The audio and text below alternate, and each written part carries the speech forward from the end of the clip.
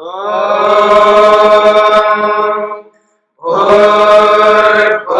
स्वः तत्सवितुर्वरेण्यं भर्गो देवस्य धीमहि धियो यो नः प्रचोदयात्।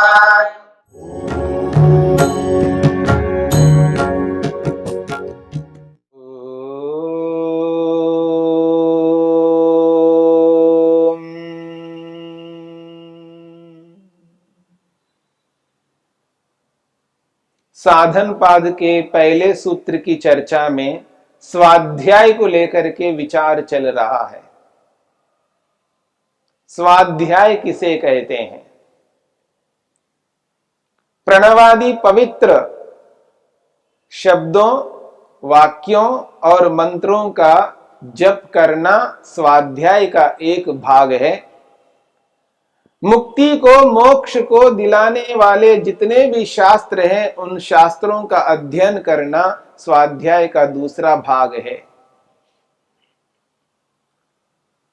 स्वाध्याय में जो शास्त्र हैं जिनका अध्ययन करना, वो शास्त्र दो प्रकार के हैं, एक भौतिक शास्त्र, एक आध्यात्मिक शास्त्र। भौतिक शास्त्र के संदर्भ में हम विचार कर रहे थे कि भौतिक शास्त्र जो हैं वो बहुत हैं वर्तमान में। एक एक विषय के बहुत सारे शास्त्र हैं। उन सब शास्त्रों को एक जन्म में नहीं पढ़ सकते।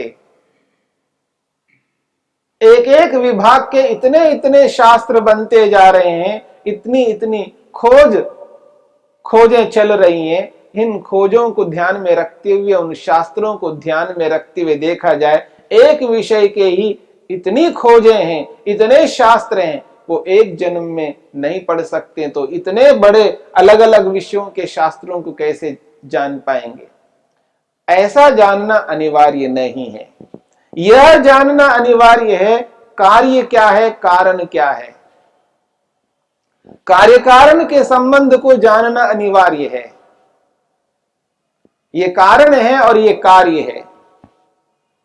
कारण जो है कारण के रूप में है और कार्य कार्य के रूप में है, और जो कार्य के रूप में है वही मेरे लिए साधन बन रहा है अपने प्रयोजन को सिद्ध करने के लिए।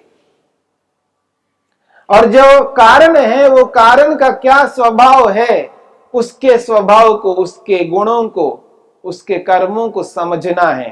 कारण पदार्थों के गुण कर्म स्वभावों को जानकर कार्य पदार्थों के गुण कर्म स्वभावों को अच्छी तरह समझ सकते हैं।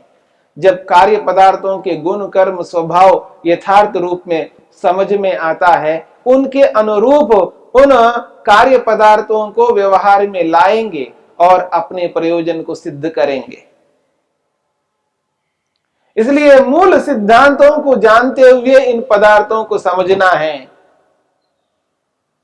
अन्यथा एक एक शास्त्र को, एक एक विषय के अलग अलग प्रकार के जो शास्त्र आज आ रहे हैं, एक विषय में न जाने कितने विभाग करते उसके बारे में बताया जा रहा है। इन सब को जानना और प्रत्येक विषय के बारे में इसी प्रकार जानना ऐसा अनिवार्य नहीं है, न ऐसा एक व्यक्ति एक जीवन में कर सकता है।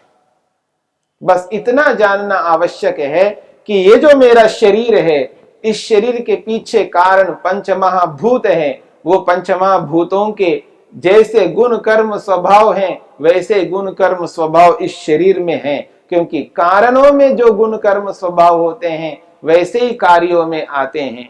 और ये जो शरीर है, ये शरीर किसके लिए मिला है, किस उद्देश्य को प्राप्त करने के लिए मिला है, उसी रूप में शरीर का प्रयोग करना और उसी प्रयोजन की सिद्धि के लिए शरीर को शरीर के रूप में ही रखना, अर्थात स्वस्थ रखना, निरोगी रखना। शरीर को स्वस्थ निरोगी रखने के लिए जितनी आवश्यकता है जानकारी, उतनी जानकारी को प्राप्त करके शरीर को निरोगी रखते हुए, स्वस्थ रखते हुए और अपने प्रयोजन के लिए मेहनत, उद्यम, पुरुषार्थ करना, ऐसा स्वाध्याय करना है। यदि स्वाध्याय अपने प्रयोजन को पूरा नहीं कर रहा हो, ऐसा स्वाध्याय नहीं करना है। ऐसे स्वाध्याय को करने से लाभ नहीं है। ऐसा स्वाध्याय करना है, ऐसे शास्त्र को पढ़ना है जिस शास्त्र को पढ़ने पर वो साधन बन करके अपने लक्ष्य की ओर आगे बढ़ा रहा हो। जो लक्ष्य से भटकाने वाला शास्त्र हो उसको पढ़ने से लाभ नहीं है, क्योंकि दुनिया में विद्या से युक्त शास्त्र भी हैं और अविद्या से युक्त भी शास्त्र हैं। यदि कोई ये करे कि चोरी कैसे करनी चाहिए, चोरी करने वालों को क्या क्या सावधानियां रखनी चाहिए, चोरी की क्या विधि होती है, इसके भी शास्त्र हो सकते हैं। गलत काम करने के लिए भी सिखाने के शास्त्र हो सकते हैं, पर ऐसे शास्त्रों को नहीं पढ़ना है। हमें पता है चोरी करना हानिकारक है, तो चोरी की विद्या को क्या पढ़ना है। ऐसे ही जितने भी गलत कर्म हो सकते हैं उनको सिखाने वाले हो सकते हैं, उनके शास्त्र भी हो सकते हैं। ऐसे शास्त्रों को पढ़ने से मनुष्य का प्रयोजन पूरा नहीं हो सकता। ठीक इसी प्रकार से हमें इतना ही जानना है जिससे कि हम अपने प्रयोजन को पूर्ण करने में वो सहायक है। एक कुर्सी है, प्लास्टिक से बनी हुई है, इतना ही जानना आवश्यक है ये प्लास्टिक से ये कुर्सी बनी है और ये कुर्सी बैठने के लिए बनी है, और बैठ करके इस कुर्सी का उपयोग लेना है। किस किस प्रकार से इस कुर्सी का उपयोग ले सकते हैं, इतना जानना आवश्यक है। प्रत्येक वस्तु के उसके मूल में जाकर के उसके सभी स्थितियों को जानना। ऐसे एक पदार्थ नहीं है, दो पदार्थ नहीं है, न जाने अनगिनत पदार्थ हैं। उन समस्त पदार्थों के बारे में एक एक को उसी रूप में जानना आवश्यक नहीं है। हाँ, अलग अलग व्यक्ति अलग अलग विषयों को अपना करके उस तरह करते हैं। कुर्सी जिस रूप में बनाई गई है उसके बहुत सारे स्वरूप हो सकते हैं बनाने के, और बहुत सारे स्वरूपों से उसको बना करके उस रूप में उसका प्रयोग किया जा सकता है। पर मेरा प्रयोजन इतना है कि ये कुर्सी है, ये किसी उपादान कारण से बनी है और ये बैठने के लिए कुर्सी है, और इसमें बैठ करके मैं अपने प्रयोजन को पूरा कर सकता हूं। इस रूप में यदि हम इस संसार को जानने की चेष्टा करेंगे, जो वस्तु जिस रूप में है वह वस्तु मेरे प्रयोजन के लिए लाभकारी है या हानिकारक है। यदि लाभकारी है तो उसको उस वस्तु को अपना करके अपने प्रयोजन की सिद्धि के लिए उसका प्रयोग करूंगा। यदि वो वस्तु अपने प्रयोजन के पूरा करने के लिए लाभकारी नहीं है, हानिकारक है, उसको हटा दूंगा। यदि विष है तो विष आज मेरे लिए लाभकारी नहीं है, लेकिन वैद्य के लिए लाभकारी है। वैद्य उस विष को रखेगा, और जब कभी उस विष का प्रयोग करना पड़े औषधि के रूप में प्रयोग करेगा, और औषधि के रूप में प्रयोग करके मरीज को ठीक करेगा, स्वस्थ करेगा। वो उस व्यक्ति के लिए लाभकारी हो सकती है। कौन सी वस्तु किस व्यक्ति के लिए किस परिस्थिति में लाभकारी है, ये उस प्रसंग को ध्यान में रख करके देखने से ही पता लगेगा। हर वस्तु हर व्यक्ति के लिए उपयोगी नहीं होती है। हाँ, वस्तु उपयोगी है और अनुपयोगी है, दोनों प्रकार की स्थिति है। वस्तु में दोनों स्वभाव हैं, उपयोग लिया भी जा सकता है, उपयोग नहीं भी लिया जा सकता है। किसी परिस्थिति में वो वस्तु उपयोगी हो सकती है और किसी परिस्थिति में वो वस्तु अनुपयोगी हो सकती है। मेरे को कुर्सी पर बैठना ही नहीं है, मेरे लिए अनुपयोगी है, लेकिन जिसके घुटनों में दर्द है, जो नीचे जमीन पर नहीं बैठ सकता है, उसके लिए वो कुर्सी उपयोगी हो सकती है। वो उसके लिए कुर्सी उपयोगी है और मेरे लिए अनुपयोगी है। तो साधन अपने आप में उपयोगी अनुपयोगी अपेक्षा से होता है। साधन अपने आप में साधन है, पर वो साधन व्यक्ति की दृष्टि से उपयोगी अनुपयोगी हो सकता है। इसलिए साधनों को साधनों के रूप में ही जानना, ये भौतिक विद्या है। ठीक इसी प्रकार से आत्मा परमात्मा को जानना ये आध्यात्मिक विद्या है। आत्म संबंधी पुस्तकों को पढ़ना, परमात्मा संबंधी पुस्तकों को पढ़ना, और आध्यात्मिक विद्या में आंतरिक साधन भी हैं, जैसे मन है, बुद्धि है, अहंकार है, तन्मात्राएं हैं, ज्ञानेंद्रियां हैं, कर्मेंद्रियां हैं, जो हमारे जीवन में प्रत्येक दिन कार्यरत हैं, कार्य करते जा रहे हैं, जिनके बिना कोई कार्य नहीं रुकता, जिनके बिना कोई कार्य नहीं रुकता ऐसा नहीं है, जिनके कारण से ही कार्य होता है। अगर ये साधन नहीं है तो कोई भी कार्य नहीं हो सकता। इसलिए इस बात को समझना है कि इन इंद्रियों के माध्यम से, मन के माध्यम से, शरीर के माध्यम से जिन समस्त कार्यों को मैं कर रहा हूं, इस शरीर को जानना है, समझना है, ये आध्यात्मिक विद्या के अंतर्गत ही आता है। क्योंकि इनको जान करके ही मैं अपने आप को समझ पाऊंगा और अपने आप को और इनको अलग रख पाऊंगा। यानी शरीर रूपी जड़ को, मन रूपी जड़ को, बुद्धि रूपी जड़ को, इंद्रियों रूपी जड़ों को, इन सबको जड़ मानता हुआ, स्वयं को चेतन मानता हुआ, जड़ और चेतन को अलग करना, ये भी आध्यात्मिक विद्या के अंतर्गत ही आता है। तो इस रूप में अगर मैं स्वाध्याय करता हूं, आध्यात्मिक विद्या को भी समझता हूं, जानता हूं और आध्यात्मिक विद्या को अपनाता हूं और उस विद्या के अनुरूप व्यवहार करता हूं, और भौतिक विद्या को भी जानता हूं कि इस संपूर्ण ब्रह्मांड का कारण 5 महाभूत है, 5 महाभूतों के पीछे कारण तन्मात्राएं हैं, तन्मात्राओं के पीछे अहंकार है, अहंकार के पीछे महतत्व रूपी बुद्धि है और महतत्व के पीछे सत्वरजतम है। इस रूप में जान करके उनको उस रूप में ही अनुभव करता हुआ, उनका उसी कारणों के रूप में उसको स्वीकार करता हुआ, ये जो कार्य मेरे हाथ में है, इन कार्यों से उस प्रयोजन तक पहुंच जाऊंगा जिस प्रयोजन के लिए जीवन मिला है। तो इस रूप में आध्यात्मिक विद्या और भौतिक विद्या, इन दोनों प्रकार की विद्याओं को लेना है। विद्यां च अविद्यां च यस्तद् वेदो भयं सह अविद्यया मृत्युम तीर्त्वा विद्ययामृतमश्नुते संभूतिं च विनाशं च यस्तद् वेदो भयं सह संभूत्या अमृतमश्नुते। और विनाशेन मृत्युम तीर्त्वा, विनाश से मृत्यु को तरना है और संभूति से अमृत को प्राप्त करना है। और दूसरी ओर कहा है अविद्या मृत्युम तीर्त्वा, ज्ञान, कर्म और उपासना, इन तीनों में से जो उपासना है, जो कर्म है, उसको अविद्या शब्द से यहां पर स्पष्ट किया है। अविद्या मृत्युम तीर्त्वा, यानी उपासना और कर्म के माध्यम से मृत्यु से तरना है, और विद्ययामृतमश्नुते, विद्या से अमृत को प्राप्त करना है।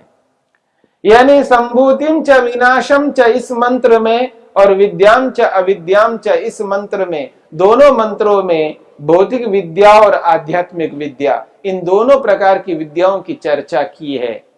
इन दोनों प्रकार की विद्याओं के माध्यम से ही हम मुक्ति को प्राप्त करने की स्थिति तक पहुंच सकते हैं। दोनों प्रकार की विद्या ही हमें मुक्ति तक पहुंचाने वाली है। इसलिए ऐसा स्वाध्याय हमें निरंतर करना है जिससे हमें भौतिक पदार्थों का ज्ञान सतत बना रहे और आध्यात्मिक पदार्थों का ज्ञान सतत बना रहे। आत्मा परमात्मा का ज्ञान निरंतर हमारी बुद्धि में रहे और भौतिक पदार्थों का ज्ञान भी बुद्धि में रहे। कभी साधनों को साध्य ना बनाऊं और साध्य को साधन ना बनाऊं, उल्टा ना करूं। आत्मा परमात्मा को जानना, उनका साक्षात्कार करना, समाधि के माध्यम से आत्मा परमात्मा का दर्शन करके पूर्ण आनंद को प्राप्त करना, इस लक्ष्य को हटा करके भौतिक साधनों को ही लक्ष्य न बनाना, उन्हीं को साध्य नहीं बनाना।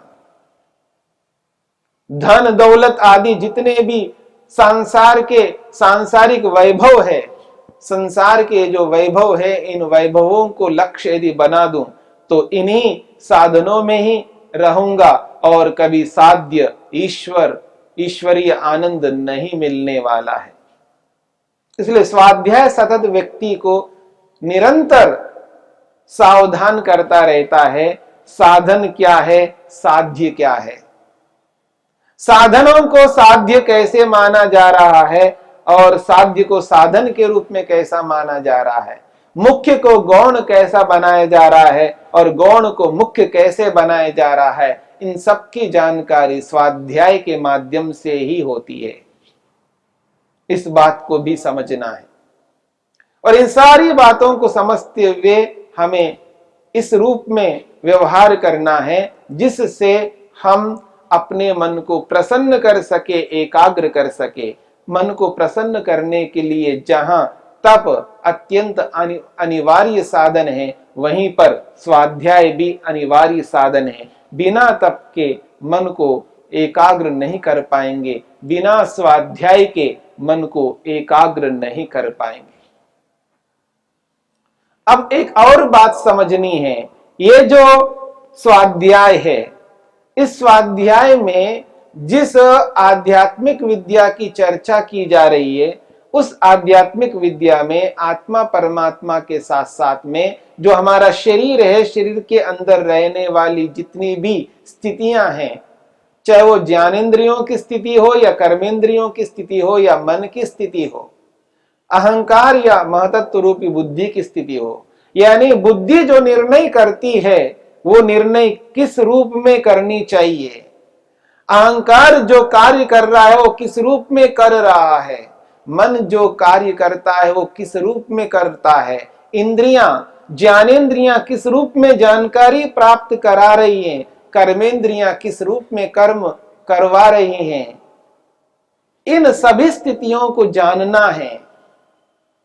इन सभी स्थितियों को जानते हुए इनको उसी रूप में व्यवहार में उतारना है। ज्ञानेंद्रियां ज्ञान को प्राप्त कराने वाली है, तो ज्ञानेंद्रियों के माध्यम से ज्ञान प्राप्त करते जाना है, पर वहां देखना है जो ज्ञान प्राप्त हो रहा है वो उचित ज्ञान है या अनुचित ज्ञान है। क्योंकि ज्ञान तो दो प्रकार का है, एक विद्या वाली स्थिति, एक अविद्या वाली स्थिति। यानी एक विद्या से युक्त ज्ञान है, एक अविद्या से युक्त ज्ञान है, यानी एक उचित है, एक अनुचित है। तो इन ज्ञानेंद्रियों के माध्यम से जिस रूप का ज्ञान प्राप्त कर रहा हूं, जिस रस का ज्ञान प्राप्त कर रहा हूं, जिस गंध का ज्ञान प्राप्त कर रहा हूं, ये जो ज्ञान है ये उचित ज्ञान है, मेरे को जो मिल रहा है ये अनुचित है, इसका बोध भी इसी स्वाध्याय से होता रहता है। इस बात को भी समझना है। इसलिए स्वाध्याय मुक्ति को दिलाने वाला है, मोक्ष तक पहुंचाने वाला है। तो इस स्वाध्याय को इस रूप में करते हुए इस स्वाध्याय का लाभ साधक ले सकता है और यही स्वाध्याय एक दिन व्यक्ति को योग तक पहुंचाने वाला है। इसलिए स्वाध्याय क्रिया योग का एक महत्वपूर्ण विभाग है।